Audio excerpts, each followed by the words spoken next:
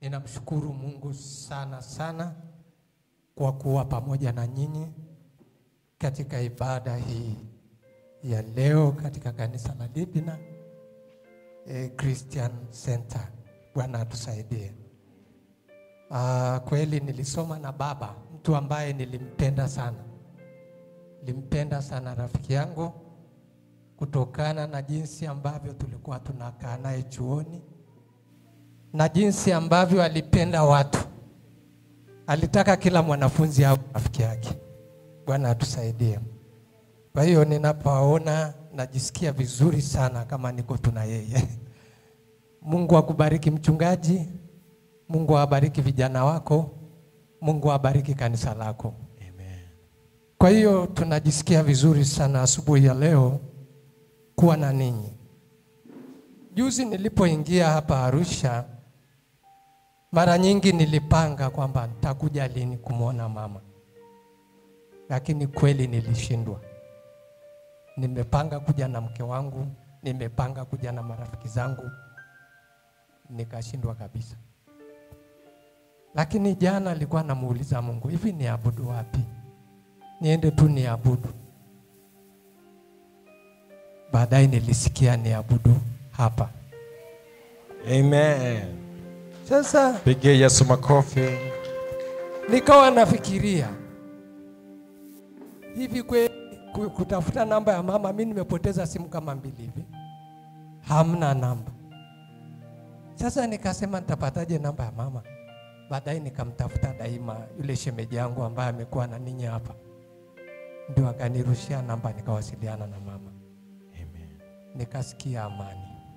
Amen. Amen. Nikasikia amani. Amen.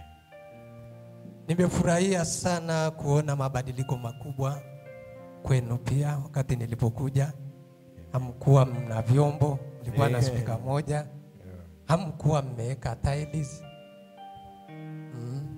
Kwa hiyo kuna mabadiliko makubwa. Amen. Amen.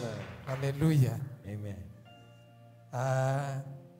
Kwa jina langu naitwa mchungaji Thomas Mungalaiza. Ninahudumu Simanjiro kwenye kanisa la DNPC Pentecost. Na kwa kweli nimeshukuru Mungu sana kuwa pamoja na ninyi. Binti yangu Witi, Mungu akubariki sana kwa kunisindikiza. Amen. Mwalimu Witi. Pigie makofi Witi.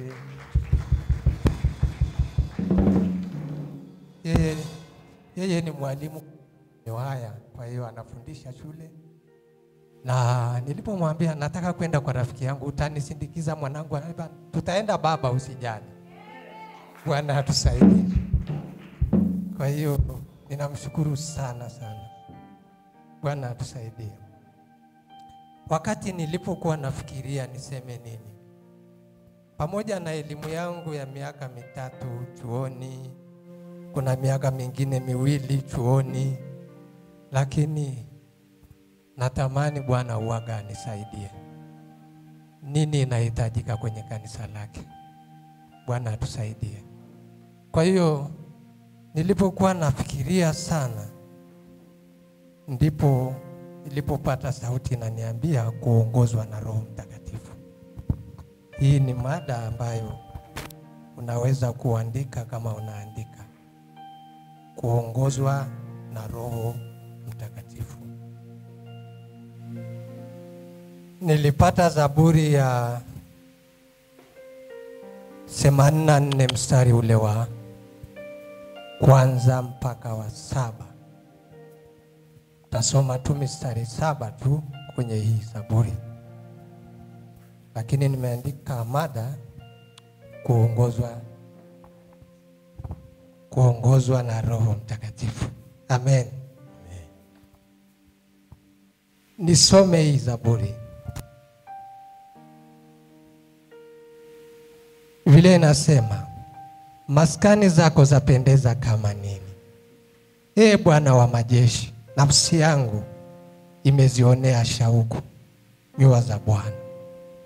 Naam, na kuzikondea moyo wangu na mwili wangu inamlilia Mungu aliye hai. Shomoro naye ameona nyumba, na mbayumbayu amejipatia kiota alipoweka makinda yake kwenye madhabahu zako, Bwana wa majeshi, mfalme wangu na Mungu wangu. Mstari wa 4, heri wakao nyumbani mwako, wanakuhimidi daima. Heri ambao nguvu zake zatoka kwako, na njia ziendazo Sayuni zimo moyoni mwako. Wakipita kati ya bonde la Pilio, ulifanya kuwa chemchemi, na mvua ya vuli ulivika baraka. Mstari wa 7, huendelea toka nguvu hata nguvu, huonekana Sayuni, kila mmoja mbele za Mungu. Bwana tusaidie sana. Amen.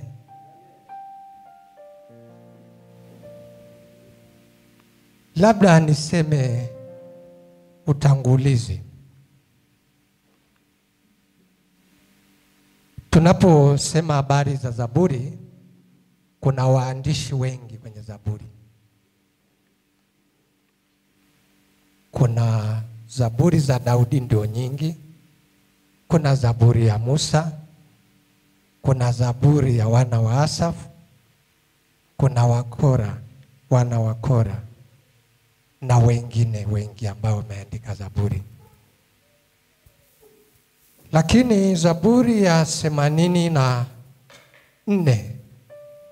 imeandikwa na wana wa Kora, ambao hao walikuwa waimbaji na walinzi wa hekalu. Hawa watu wa Kora, hawa wana wa Kora, Kora anatoka kwenye kabila la Lawi. Kuna yale makabila 12 ya Israeli ambayo kuna Ruben, kuna Simeon, kuna Lawi, kuna Yuda. Sasa Lawi ni watatu ambayo sasa walikuwa watu wa hudumu wa madhabahu, na hii Zaburi ya 83 wameandika hao wana wa Kora. Bwana Yesu asifiwe. Amen. Kuna kitu gani tunaweza kuona hapa? Kwenye somo langu nimegawanya katika mawazo mawili hii mistari 7. Mstari wa kwanza hadi wa 3 nimeona tamaa ya Mungu. Tamaa ya Mungu ambayo iko ndani ya maisha ya hawa watu na wanazungumzia. Bwana tusaidie sana. Amen. Amen. Amen. Kwa hiyo kuna tamaa ya Mungu ambayo iko hapa anaposema maskani zako zapendeza kama nini, Bwana wa majeshi. Nafsi yangu imejionea shauku nyua za Bwana, naam, na kuzikondea. Moyo wangu na mwili wangu inamlilia Mungu aliye hai. Shomoro naye ameona nyumba, na mbayumbayu amejipatia kiota alipoweka makinda yake kwenye madhabahu zako, Bwana, Bwana wa majeshi, mfalme wangu na Mungu wangu. Bwana atusaidie. Amen. Kumbuka nimesema kuongozwa na roho nani? Roho Mtakatifu ndio mada. Lakini wazo langu la kwanza toka mstari wa kwanza hadi wa 3 ni tamaa ya Mungu. Tunaona mtu anayemtamani Mungu. Bwana atusaidie. Roho Mtakatifu ni kiunganishi kikubwa kati ya mwanadamu na Mungu. Kumbuka Mungu ana nafsi 3, Mungu Baba, Mungu Mwana, Mungu Roho Mtakatifu. Sasa hivi kanisa linalelewa na Roho Mtakatifu na kuongozwa kufikia mapenzi ya Mungu. Amen. Amen. Sasa hao watu, unajua katika Agano la Kale hivi Roho Mtakatifu alikaa kwa waimbaji, wafalme na makuhani. Kwa hiyo hao waimbaji tunaona mahusiano. Hauwezi kusifu kitu kama hujaonja ladha yake. Kwa hiyo kuna kitu ambacho kiliwapata hao watu ambayo ilikuwa inawafanya wao wazungumzie uzuri wa madhabahuni ambapo panatokea uwepo wa Mungu. Amen. Ndani ya uwepo wa Mungu ni sehemu yenye uzazi wa Mungu ambayo vipawa, huduma, karama mbalimbali zinazaliwa. Bwana atusaidie sana. Amen. Lakini sio hivyo tu. Tunaishi usalama kwenye mikono ya Mungu. Bwana atusaidie sana. Kwa hiyo hawa wana wa Kora, kuna kitu ambacho kilikuwa kinafunuliwa na Roho Mtakatifu, kuona uzuri. Na unajua shauku ni kitu kama hamu ambayo iko kwenye maisha ya watu hawa. Wanaposifu, wanapoabudu, nguvu za Mungu zilikuwa zinashuka na Mungu anaonekana kwa matendo yake. Amen. Unajua ukiwa unatembea na Roho Mtakatifu utaona matendo ya Mungu. Kila mara una ushuhuda, kwa sababu kuna kitu kinachotokea kwenye maisha yako, matokeo. Bwana atusaidie. Lakini ndugu zangu, pia ninachotaka kuzungumzia kuhusu kanisa kwamba Mungu ni utoshelevu wetu. Amen. Amen. Mungu ni utoshelevu wetu. Nyumba ya Bwana imewekwa wakfu. Ni mahali ambapo nguvu za Mungu zinatokea. Bwana atusaidie. Amen. Endapo Mungu atakusaidia ukamwomba Mungu, ukawa mtu unayejihuzurisha mara kwa mara kwenye nyumba ya Mungu, kuna kitu utasimulia. Amen. Amen. Iko kitu utahadisia. Tuna wakati wa kukutana na Mungu kibinafsi. Kinachosumbua leo kanisa leo ni kwa sababu ya kupungukiwa na uwepo wa Mungu. Na ndio maana unakuta watu wengi wanatafuta watu maarufu ambao watu wengi wapo, na wengine wanatumia mafuta, wengine wanatumia mafuruto, wengine wanatumia vitu vingi. Bwana atusaidie. Lakini ikiwa unaishi kwenye uwepo wa Mungu, Mungu atatenda kila kitu. Amen. Amen. Haleluya. Amen. Unajua Mungu tunapokaa naye tutapata roho ya kuridhika. Amen. Roho ya kuridhika kwamba hakika naamini Mungu yupo. Hakika Mungu anaweza kunihudumia hapa. Hakika Mungu anaweza kunisikia. Haleluya. Bwana Yesu atusaidie. Haleluya. Sasa kuna kitu ambacho anatamka mstari wa 3, anasema anasema shomoro naye ameona nyumba, na mbayumbayu amejipatia kiota alipoweka makinda yake kwenye madhabahu zako, Bwana na Bwana wa majeshi, mfalme wangu na Mungu wangu. Sasa tunajua shomoro ni ndege, ni vindege vidogo vidogo, na hao mbayumbayu tunafahamu hata wanatengeneza viota kwenye mahekalu, kwenye maeneo. Unaweza kukuta tu ametengeneza kiota chake, anaweka makinda. Lakini nini anazungumzia mtunga Zaburi?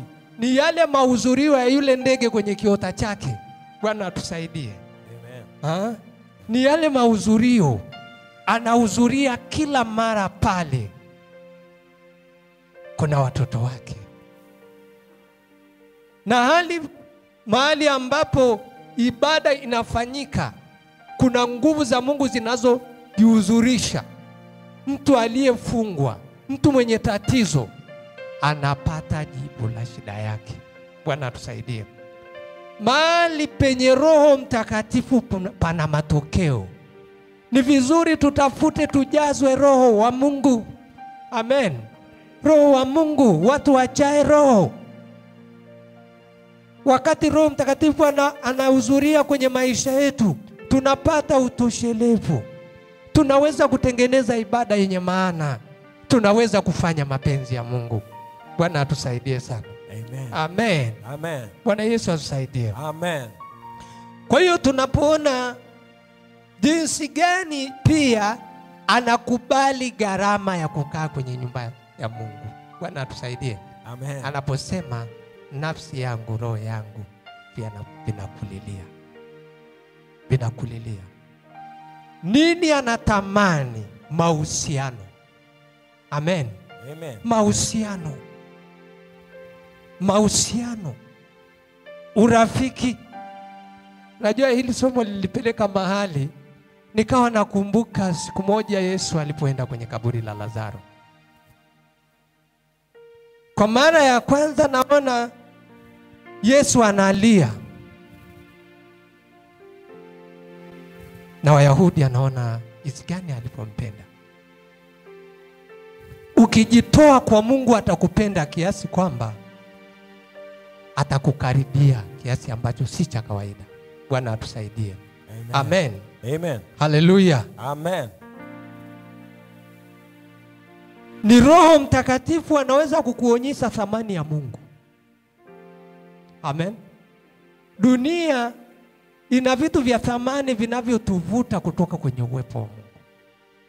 Unakosa kipindi ambacho ingekuinua kiimani. Unakosa kipindi ambacho pengine ingekuwa ni sehemu yako ya uponyaji. Unakosa kipindi ambacho pengine ilikuwa siku yako ya majibu. Bwana atusaidie.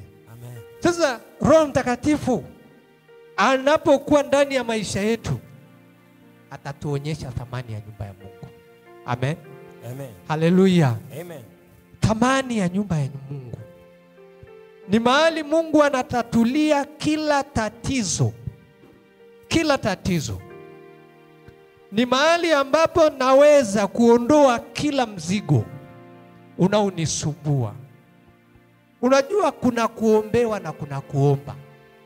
Bwana atusaidie. Amen. Kuna kuambiwa yuko Mungu, lakini kuna kujua kwamba yuko Mungu aliye hai. Hallelujah. Nimekutana naye. Hallelujah. Amen. Bwana atusaidie sana. Amen. Kila mara tunapokaa kwenye uwepo wa Mungu, imani yetu inakuwa. Amen. Amen. Imani inakuwa. Tunaongezeka kiimani. Bwana atusaidie. Amen. Kuongezeka kiimani. Tunakuwa na misuli, uwezo wa kustahimili, uwezo wa kukabiliana na shida na dhiki. Bwana atusaidie sana. Amen. Hallelujah. Amen. Bwana Yesu atusaidie.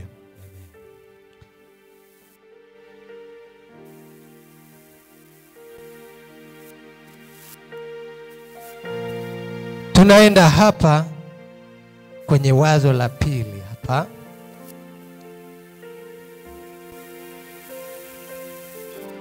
Kuna kitu sijazungumzia kuhusu nyua za Bwana. Nyua za Bwana ni mahali ambapo ibada inafanyika au hekalu la Mungu. Ni mahali watu wa Mungu wanakutana wakimtafuta Mungu. Tunaenda wazo letu baraka zinazopatikana kwenye miguu ya Mungu, ambaye tunaanza mstari wa 4. Tujue kama tunatembea pamoja. Ni wazo la pili, baraka zinapopatikana kwenye miguu ya Mungu. Mstari wa 4 hadi wa 7. Anasema heri wakaao nyumbani mwako, wanakuhimidi daima. Heri ambaye nguvu zake zatoka kwako, na njia ziendazo Sayuni zimo moyoni mwake. Wakipita kati ya bonde la vilio, hulifanya kuwa chemchemi.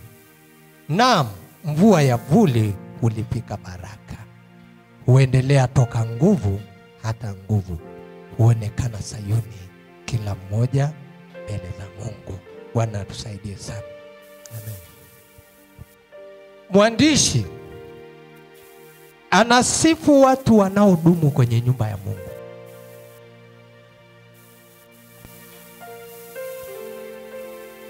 Kwa nini anasifu watu wanaodumu kwenye nyumba ya Mungu? Neno la heri ni neno la baraka. kuna baraka ya Mungu, kuna mafanikio katika maisha yao. Unajua kuna vitu vingine tunapata tunapotafuta, tunapata tunapojitoa wenyewe kwa maombi. Bwana atusaidie sana. Amen. Amen. Tunapata tunapotafuta. Usiwe mtu adimu kwenye nyumba ya Mungu. Bwana atusaidie. Usiwe mtu adimu, mtu asiyepatikana. Hapana. Kwa sababu kuna mambo hutafanikiwa. Kila kitu kizuri kilichozaliwa kupitia Roho Mtakatifu itamtukuza Mungu. Amen. Itamtukuza Mungu. Unajua watu wanaofanikiwa kwa kutafuta kwa Mungu watamshukuru Mungu, wataliinua jina la Bwana. Amen. Amen. Ukipata mke, ukipata nyumba, ukipata gari, ukipata shamba na chochote kile kitamtukuza Mungu wako aliye hai. Amen. Amen. Kwa sababu kimepatikana miguuni pa Mungu. Haleluya. Amen. Siwezi kujiinua kwa sababu nimepata hiki kitu kwa uwezo wangu, lakini najua mkono wa Bwana ulihusika. Amen. Amen. Amen. Na Mungu anataka ajipatie utukufu kwa vitu vya watu wake. Lakini jambo la pili, tutaepuka matatizo. Unajua Roho Mtakatifu, Bwana atusaidie. Roho Mtakatifu kuna maeneo atakunyima kwenda. Kwa nini? Kuna madhara. Kuna madhara. Kuna kitu nataka kwenda kufanya mahali, Roho Mtakatifu atakuzuia.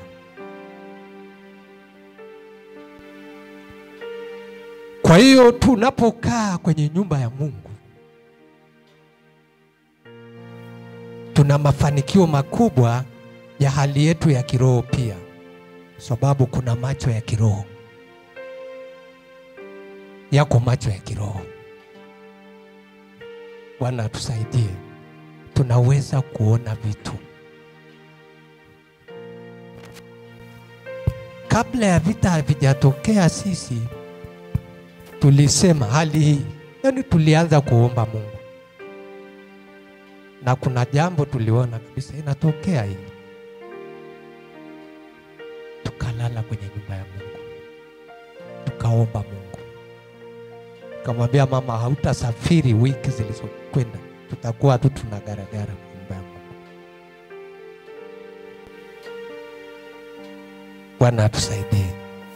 Na sio hivyo tu, watu wa Mungu wanashirikishwa na Mungu mambo wanapokaa kwenye miguu ya Mungu. Bwana atusaidie. Sababu Mungu wetu ni baba. Ni baba yetu. Anasikia kilio chetu. Tunamshirikisha mahitaji yetu. Naye anatupeleka kwenye mapenzi yake kwamba fanya hivi. Bwana atusaidie sana. Amen. Kukaa kwenye nyumba ya Mungu hakunaga hasara. Hakuna hasara. Huwezi ukawa ni mtu wa maombi, hakuna maombi yenye hasara. Bwana atusaidie. Wala mafundisho yenye hasara, kwamba nimepoteza muda kwa kujifunza, sasa nitakuwa na hasara. Hakunaga hiyo. Biblia inasema heri siku moja kwa Bwana kuliko siku 1000. Siku moja ambayo mtu anajitoa kwa Mungu ina thamani kuliko siku 1000. Bwana atusaidie. Kwa hiyo lazima ujue kabisa kwamba tukitaka kutengeneza maisha yetu yawe na mafanikio ni kwenye nyumba ya Mungu. Amen. Tengeneza maisha yako. Mahitaji yasiwe juu ya Mungu, lakini yawe chini ya Mungu. Amen. Mungu anaweza kutatua. Haleluya. Yasiwe juu yanakusumbua mpaka yanakutenga na nafasi ya Mungu. Hapana. Yawe chini. Haleluya. Bwana Yesu atusaidie. Amen.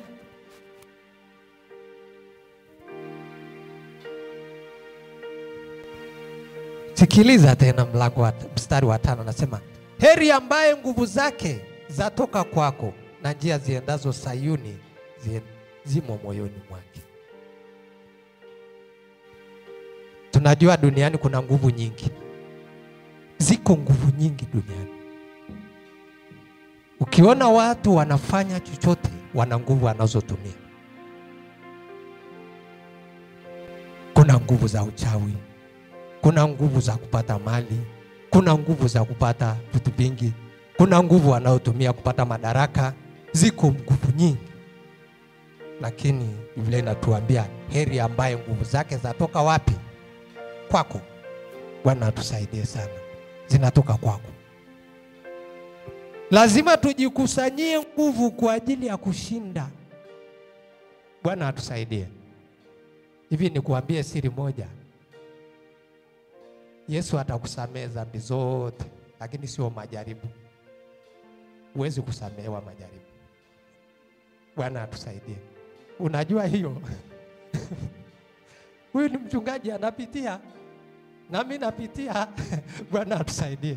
Inapaswa tushinde. Tarehe 2 mimi nilienda hospitali mchungaji. Kama kuna injili wengine wanahubiri kwamba hatuugui, hatufanye, tunaugua. Bwana atusaidie. Tunapita, lakini tuna Mungu, tunashinda kwa uwezo wa Mungu. Amen. Bwana atusaidie. Sasa nilipoenda nikaingizwa kwenye mashine. Kaonyeshwa bandama yangu ilikuwa imevimba kabisa. Bandama imevimba, ina kidonda, nyongo sijui ina jiwe, sijui nikaambiwa vidonda vya tumbo ni vingi. Nikaonyeshwa hivi kwenye mashine ile pale. Hapo nikacheka. Akaniambia daktari, kwa nini unacheka? Nikamwambia najua mahali pa kupeleka. Bwana atusaidie. Nimeshajua nalenga wapi. Bwana atusaidie. Enda mbele za Mungu. Sema, Bwana, wewe ndio fundi wa bandama. Wewe ndio unajua umeniwekea nyongo. Ile jiwe iliyoko kwenye nyongo itoe, na hii bandama irekebishe mahali pake, na hivi vidonda vya tumbo. Bwana atusaidie. Kwa sababu Mungu ni baba yetu na kuna uzima kwake. Haleluya. Na Bwana amenisaidia mpaka sasa, naendelea vizuri. Mungu ni mwema. Bwana atusaidie. Amen. Daktari ananiambia, ingekuwa sio nani, wewe ni wa kufanywa operation. Nikamwambia sasa hii mimi sifanywa operation. Wewe nipe tu dawa. Hii itakayobaki najua mahali pa kupeleka. Bwana atusaidie. Haleluya. Sasa uweze kujua mahali pa kupeleka kama hauna mawasiliano na Mungu aliye hai. Haleluya. Utatezwa na hofu, nitakufa, sijui nitafanyaje. Wewe unafikiri wokovu wanakufa ovyo? Hapana. Bwana atusaidie. Hapana, siku ya Bwana, siku zako zitimie. Amen. Tutapita kwa uwezo wa Mungu. Kwa hiyo kuna nguvu hapa ambaye anasema heri ambaye nguvu zake zatoka kwako. Hizi nguvu za Mungu tunapotembea nayo tunashinda nguvu za giza. Amen. Nyumbani kwako utawashinda wachawi. Amen. Utawashinda maagenti. Amen. Utashinda watu wabaya wanaokutafuta. Amina. Utaruka mtego uliotegewa. Amina. Kwa sababu unatembea tu na Mungu aliye hai. Hallelujah. Hallelujah. Amen. Kwa hiyo kuna sababu uweze kuhakikisha nina nguvu. Nina nguvu. Nina nguvu za Bwana. Nasikia uwepo wa Roho Mtakatifu ndani ya maisha yangu. Ninaweza kuomba. Nina imani kamilifu. Ninaweza kukutana na mchawi. Ninaweza kukutana na nguvu yoyote na nitashinda kwa jina la Bwana. Amen. Haleluya. Amen. Lazima uhakikishe una nguvu. Amen. Amen. Nani anajua nina nguvu? Nani anajua nina nguvu? Mimi hapa. Haleluya. Amen. Kama hujui una nguvu, shetani anatumia silaha za hofu. Unakuwa na hofu, unajua wewe uko hivi, unajua wewe, usiangalia hali yako, lakini angalia hali ya Yesu. Ameshinda yote. Ametoka kaburini, amekaa kwenye kiti cha enzi cha Mungu. Ameshinda majaribu. Amen. Haleluya. Amen. Ukiwa na nguvu utashinda jaribu lolote. Haleluya. Amen. Linalokuja kwenye maisha yako. Ndio maana nimekwambia lazima ujikusanyie nguvu. Na nguvu za Mungu zinapatikana ndani ya nyumba ya Mungu. Amen. Mtu wa nguvu, mwenye kutembea na nguvu, ataomba. Ataomba Mungu. Roho Mtakatifu ni mwombezi, utakuta anaomba. Utakuta anajifunza neno la Mungu. Haleluya. Amen. Kwa hiyo ni mtu anajifunza kila mara. Ashibi. Atushibi Biblia, atushibi mafundisho.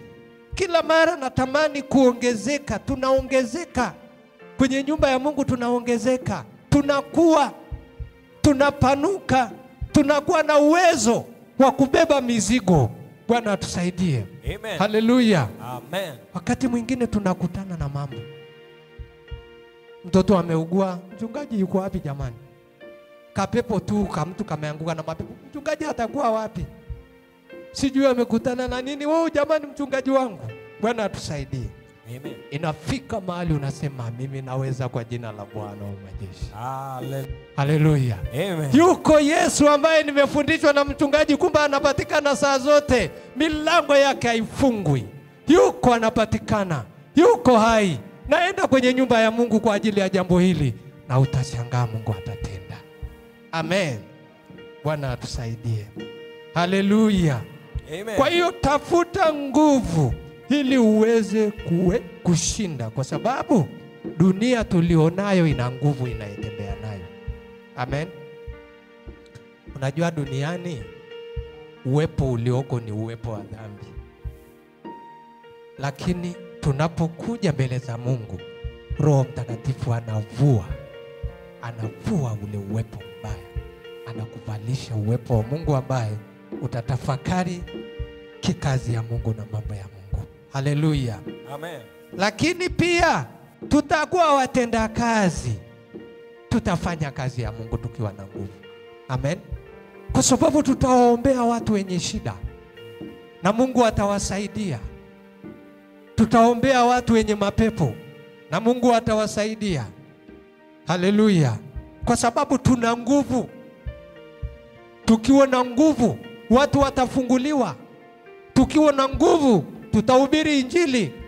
Tukiwa na nguvu, tutamsema Yesu aliye hai. Amen. Haleluya. Amen. Kwa hiyo watu watazaliwa, watu wataokolewa. Bwana atusaidie. Amen. Njia ziendazo Sayuni.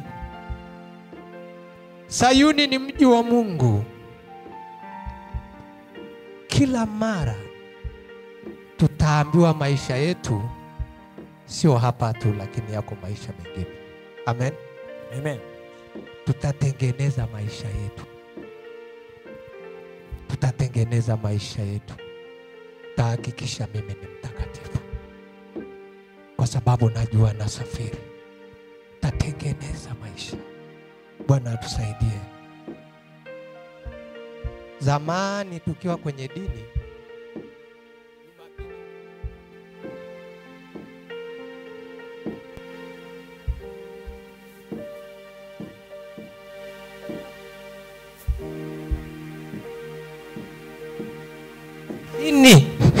sasa hivi tumeokoka. Kila saa, Bwana niko vizuri, naendelea vizuri. Bwana atusaidie.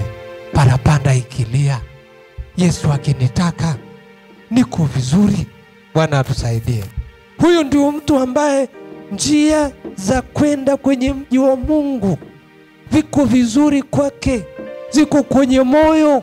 Sio anaambiwa kuna siku moja, lakini anajua kwamba hakika nimejiandaa. Bwana atusaidie. Nimejiandaa kwa ajili ya siku ya Bwana atakayeniita. Hili ni jambo la muhimu sana. Bwana atusaidie. Amen. Bwana Yesu atusaidie. Nimejiandaa kwamba Bwana endapo ataniita, niko tayari, niko salama. Bwana atusaidie. Ziko ndani ya moyo. Lakini mstari wa 6 inatuonyesha kitu kingine. Anasema wakipita kati ya bonde la vilio hulifanya kuwa chemchem, na mvua ya vuli hulivika baraka.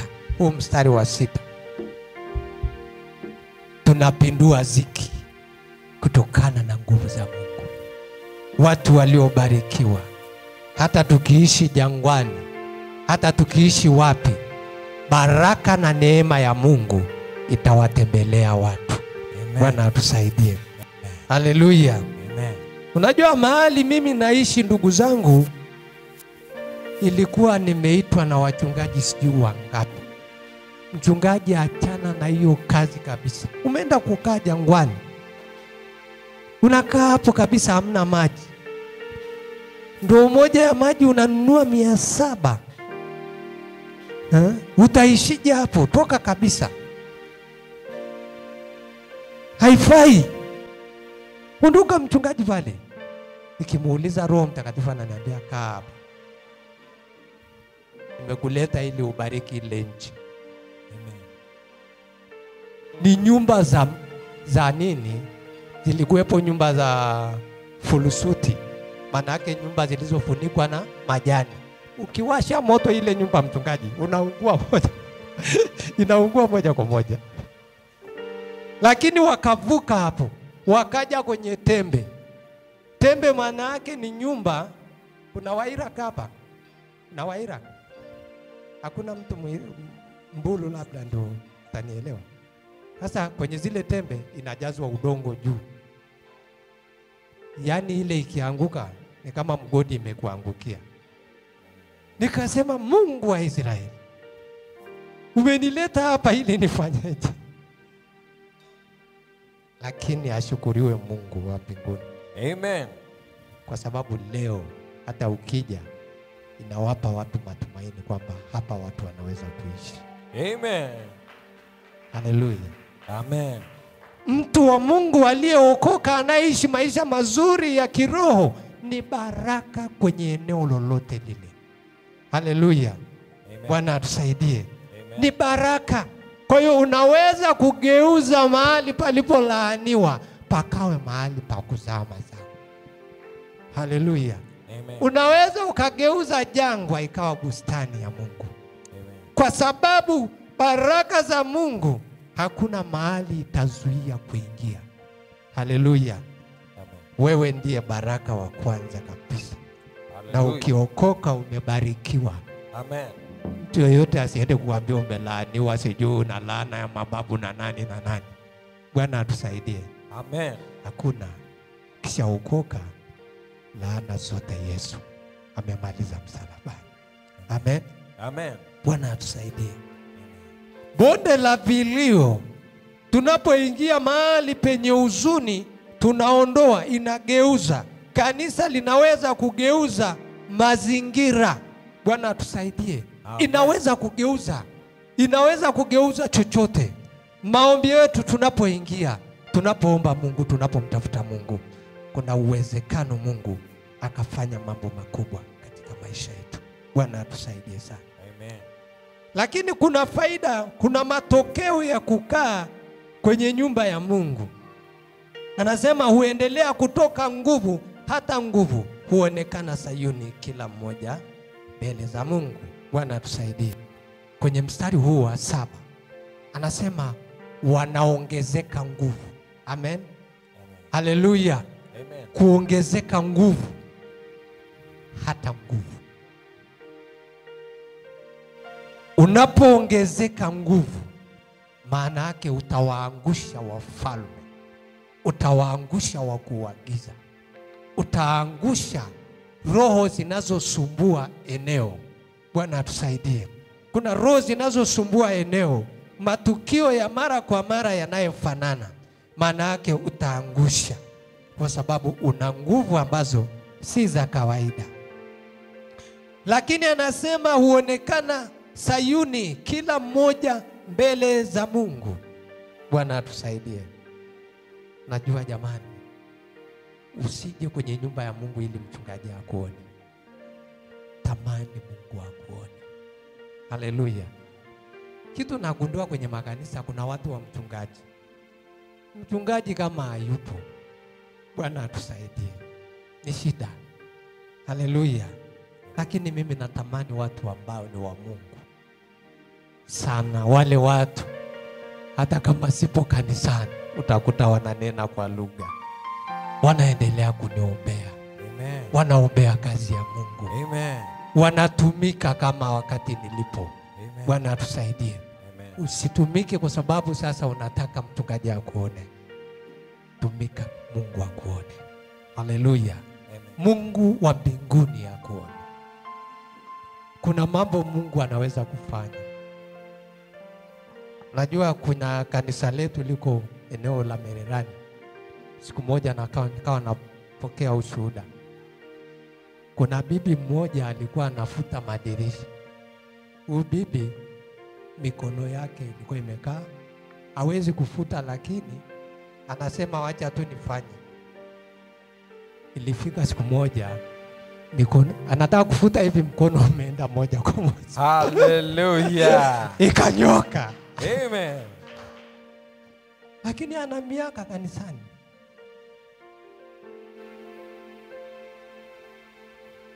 Yeye anajaribu tu kufanya hivi tu, lakini anasema wacha tu nifanye.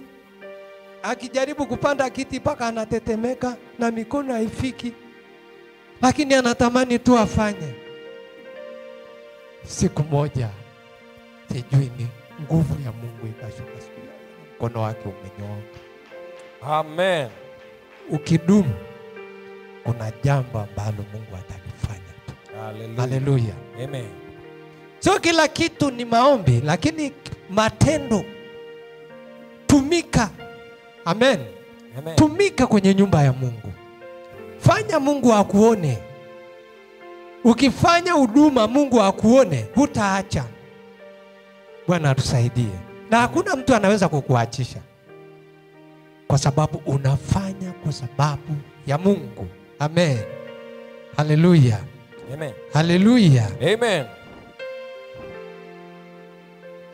Mungu anapenda watu wanaotumika kwa hiari yangu. Haleluya. Amen. Kwa hiari, najitoa kwa hiari, natumika kwa hiari, nafanya kwa hiari yangu. Inanigharimu, lakini nafanya kwa sababu ni wajibu wangu. Amen. Amen. Bwana alipotuzaa kiroho ni kwamba tumekuwa watoto wake. Inatulazimu. Nikiona kitu chochote hakiendi vizuri, nafanya. Bwana aone. Bwana atusaidie. Amen. Bwana aone. Kwanza inakuwa na baraka nyingi, kwa sababu Mungu anapenda tufanye kwa hiari. Bwana atusaidie. Amen.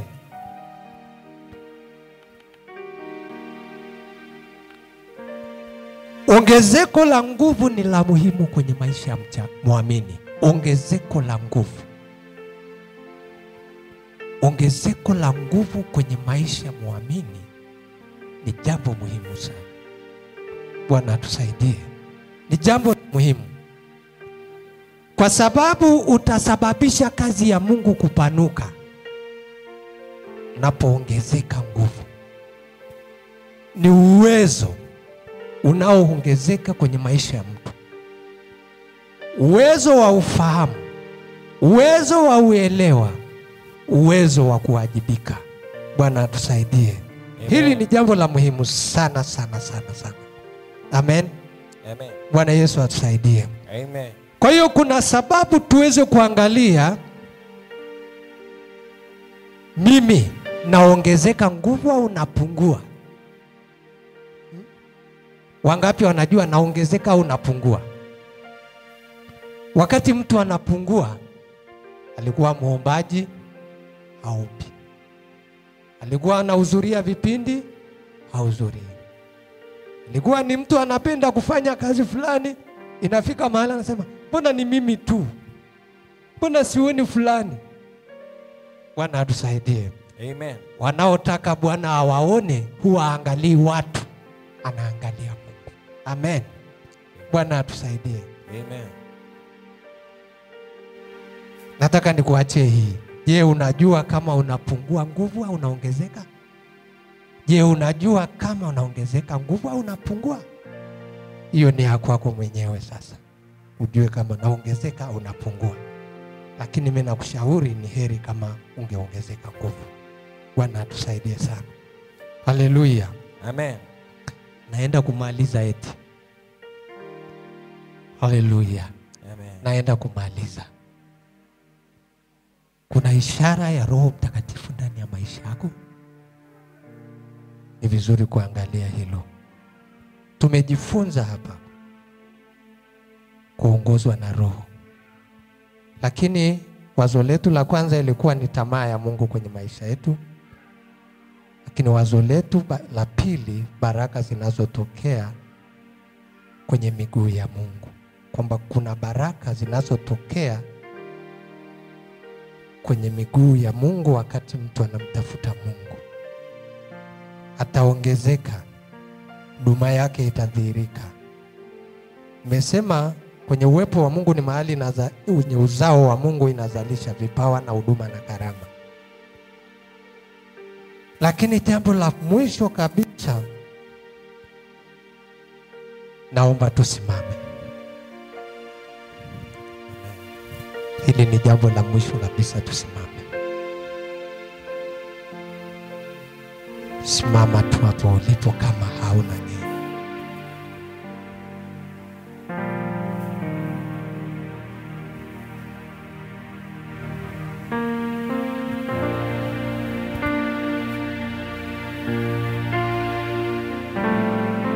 Upate kujua neno hili kwamba unahitaji nguvu za Mungu, unahitaji Roho Mtakatifu. Roho Mtakatifu ni kila kitu kwenye maisha ya mtu. Atakusaidia, atakuepusha mengi, atakutatulia matatizo.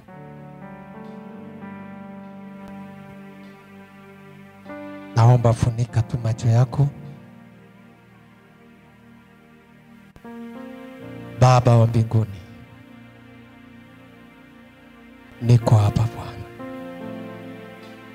Naomba kanisa lako hili Bwana ukadhihirishe uweza na nguvu katikati ya maisha yao. Wape neema Bwana. Asante kwa ajili ya waumini hawa. Asante kwa ajili ya washirika hawa. Asante kwa ajili ya waimbaji. Asante kwa ajili ya mchungaji.